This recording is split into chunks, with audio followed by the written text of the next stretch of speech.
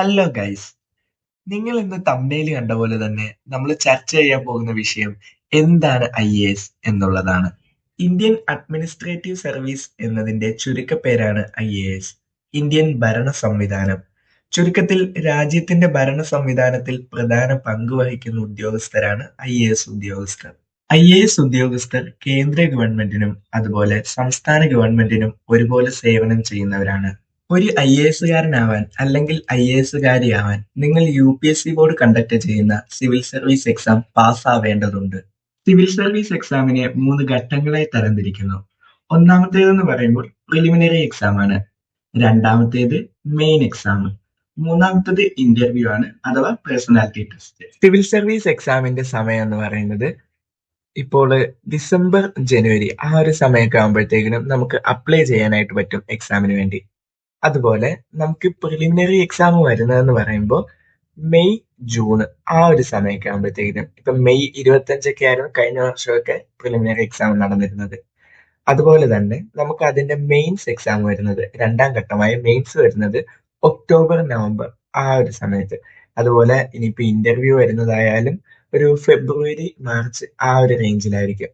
അങ്ങനെ ഓരോ വർഷവും ഇത്ര സിവിൽ സർവീസ് ഉദ്യോഗസ്ഥരെ അവർ തെരഞ്ഞെടുക്കുന്നു. ഒരു UPSC ആസ്പിരന്റിനെ സംബന്ധിച്ചിടത്തോളം വളരെ പ്രധാനപ്പെട്ട കാര്യം എന്ന് പറയുന്നത് ലിമിറ്റഡ് അറ്റംപ്റ്റ് മാത്രമേ നമുക്ക് കൊടുക്കാനായിട്ട് സാധിക്കൂ.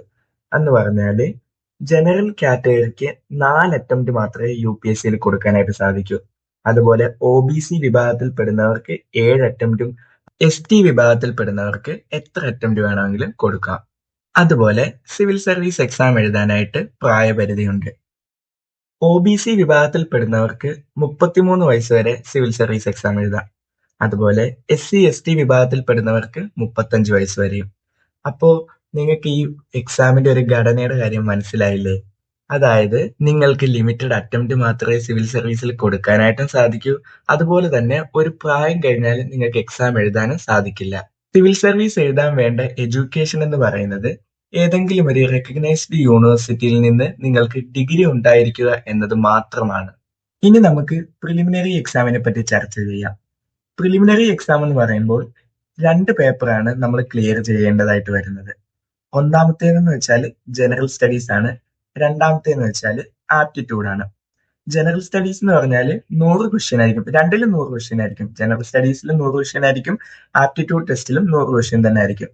ഇതിൽ നമുക്ക് 200 മാർക്ക് വീതം 2 വിഷയത്തിനൂടെ, 2 പേപ്പറിനൂടെ നമുക്ക് 400 മാർക്കിനാണ് എക്സാം വരുന്നത്. എന്ന് പറഞ്ഞാല് നമ്മുടെ ജനറൽ സ്റ്റഡീസ് എന്ന് പറയുമ്പോൾ current events, history of India, geography, polity, general science അങ്ങനത്തെ കാര്യങ്ങളൊക്കെ ആയിരിക്കും ജനറൽ സ്റ്റഡീസ് പേപ്പറിൽ ചോദിക്കുന്നത്. രണ്ടാമത്തെ ആപ്റ്റിറ്റ്യൂഡ് ടെസ്റ്റിൽ ചോദിക്കുന്നതെന്ന് പറയുമ്പോൾ comprehension, mental ability, numeracy, English language അങ്ങനത്തെ കാര്യങ്ങളൊക്കെ ആയിരിക്കും ചോദിക്കുന്നത്. ഈ ജനറൽ സ്റ്റഡീസ് പേപ്പർ, അതായത് പ്രിലിംസിലെ ജനറൽ സ്റ്റഡീസ് പേപ്പറിൽ ഏതാണ്ട് കട്ട് ഓഫ് വരുന്നതെന്ന് പറയുന്നത് ഏതാണ്ട് 75-80 ആ ഒരു റേഞ്ചിലായിരിക്കും. ഇങ്ങനെ ഓരോ വർഷവും പേപ്പറിന്റെ ഡിഫിക്കൽറ്റി ഒക്കെ അനുസരിച്ച് കട്ട് ഓഫ് മാറിക്കൊണ്ടിരിക്കും. അതുപോലെ രണ്ടാമത്തെ പേപ്പറായ CSAT നമ്മൾ ക്വാളിഫൈ ചെയ്യണമെങ്കിൽ വെറും 33% മാത്രം മതി. എക്സാമിന്റെ ഓവറോൾ 33% മാത്രം നമ്മൾ ആൻസർ ചെയ്താൽ നമുക്ക് CSAT ക്വാളിഫൈ ചെയ്യാനായിട്ട് സാധിക്കും. ഓൾ ഇന്ത്യ ലെവലിൽ ഏതാണ്ട് 11 ലക്ഷത്തോളം പേരാണ് UPSC പ്രിലിംസ് എക്സാം എഴുതുന്നത്. അതിൽ ഏതാണ്ട് 1 ലക്ഷത്തിനകത്ത് ആളുകൾ മാത്രമേ മെയിൻസിലേക്ക് എത്താറുള്ളൂ. ഇനി നമുക്ക് മെയിൻസ് എക്സാമിനെ പറ്റി ചർച്ച ചെയ്യാം. മെയിൻസ് എക്സാമിൽ നമുക്ക് ക്ലിയർ ചെയ്യാനുള്ളത് 9 പേപ്പറുകളാണ്. അതിലെ ഒന്നാമത്തെ പേപ്പർ എന്ന് പറയുമ്പോൾ നമ്മുടെ ഇന്ത്യൻ കോൺസ്റ്റിറ്റ്യൂഷനിലെ 8th ഷെഡ്യൂൾ പറയുന്ന 22 ലാംഗ്വേജിൽ ഏതെങ്കിലും ഒരു ലാംഗ്വേജിലുള്ള അമിതമായ ജ്ഞാനമാണ്. ആ 22 ലാംഗ്വേജുകൾ ഏതൊക്കെയാണെന്ന് നോക്കാം. ആസാമീസ്, ബംഗാളി, ബോഡോ, ഡോഗ്രി, ഗുജറാത്തി, ഹിന്ദി, കന്നഡ, കാശ്മീരി, കൊങ്കണി, മൈഥിലി, മലയാളം, മണിപ്പൂരി, മറാത്തി, നേപ്പാളി, ഒറിയ, പഞ്ചാബി, സംസ്കൃത്, സന്താലി, സിന്ധി, തമിഴ്, തെലുങ്ക്, ഉറുദു എന്നിവയാണ്.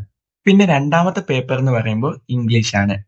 മൂന്നാമത്തെ പേപ്പർ എന്ന് പറയുമ്പോൾ 3, 4, 5, 6 എന്ന് പറയുന്നത് ജനറൽ സ്റ്റഡീസ് തന്നെ പേപ്പറുകളാണ്.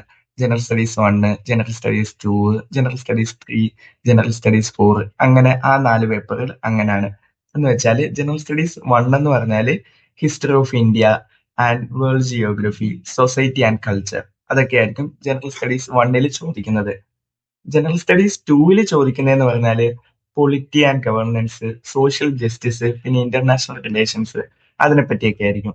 ജനറൽ സ്റ്റഡീസ് 3 എന്ന് പറയുമ്പോൾ science and tech, economic and development issues, അങ്ങനത്തെ കാര്യങ്ങളൊക്കെ ആയിരിക്കും. ജനറൽ സ്റ്റഡീസ് 4 എന്ന് പറയുമ്പോൾ എത്തിക്സ്, ഇന്റഗ്രിറ്റി ആൻഡ് ആപ്റ്റിറ്റ്യൂഡ്, അങ്ങനെയൊക്കെ ആയിരിക്കും. 7ാമത്തെ പേപ്പർ എന്ന് പറഞ്ഞാൽ എസ്സേ ആണ്. ഇപ്പൊ അവര് നമുക്കൊരു ടോപ്പിക് തരും, അത് നമ്മൾ കറക്റ്റ് പോയിന്റുകൾ വെച്ച് ഇലാബറേറ്റ് ചെയ്ത് ഒരു എസ്സേ എഴുതണം. പിന്നെ 8, 9 പേപ്പറുകൾ എന്ന് പറഞ്ഞാൽ ഓപ്ഷണൽ പേപ്പേഴ്സ് ആണ്. അതിപ്പോ നമ്മൾ വേണമെങ്കിൽ നമ്മൾ ഡിഗ്രിക്ക് നമ്മളെടുത്ത സബ്ജക്ട് ഏതാണോ അത് വെച്ച് വേണമെങ്കിൽ എടുക്കാം. ഇപ്പം അതിൽ സെലക്ട് ചെയ്ത ഒരു 25 ഓപ്ഷണൽ സബ്ജക്റ്റുകളുണ്ട് UPSC ബോർഡ് സെലക്ട് ചെയ്ത്. അതായത് അതെന്ന് പറഞ്ഞാൽ agriculture, civil engineering, economics, Indian history, mathematics, അങ്ങനെ തുടങ്ങി 25 ഓപ്ഷണൽ സബ്ജക്റ്റുകൾ സെലക്ട് ചെയ്തിട്ടുണ്ട്. അതിലേതേലും 2 സെലക്ട് ചെയ്ത് നമുക്ക് ആ പേപ്പറും ക്ലിയർ ചെയ്യാവുന്നതാണ്. മെയിൻസിലെ 9 പേപ്പേഴ്സുകൾ ഏതൊക്കെയാണ് നിങ്ങൾക്ക് മനസ്സിലായിട്ടുണ്ടല്ലോ. ആദ്യത്തെ 2 എന്ന് പറഞ്ഞാൽ ക്വാളിഫയിങ് പേപ്പേഴ്സ് ആണ്. ഒന്ന് UPSC ബോർഡ് സെലക്ട് ചെയ്തിട്ടുള്ള 22 ലാംഗ്വേജുകളിൽ ഏതെങ്കിലും ഒരു ലാംഗ്വേജും, അതുപോലെ രണ്ടാമത്തേത് ഇംഗ്ലീഷ് പേപ്പറുമാണ്. പിന്നെ വരുന്ന 4 എന്ന് പറഞ്ഞാൽ ജനറൽ സ്റ്റഡീസ് ആണ്, ജനറൽ സ്റ്റഡീസ് പേപ്പേഴ്സ് ആണ്.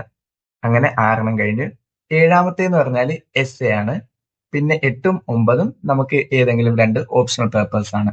ഈ വീഡിയോയിൽ കൂടി എന്താണ് സിവിൽ സർവീസ് അല്ലെങ്കിൽ എന്താണ് IAS എന്ന് നിങ്ങൾക്ക് മനസ്സിലായെന്ന് ഞാൻ വിശ്വസിക്കുന്നു. ഇനിയും സിവിൽ സർവീസുമായിട്ട് റിലേറ്റ് ചെയ്തിട്ടുള്ള ഇൻഫർമേഷൻസ് നിങ്ങൾക്ക് കമന്റ് ബോക്സിൽ രേഖപ്പെടുത്താവുന്നതാണ്. Hello guys.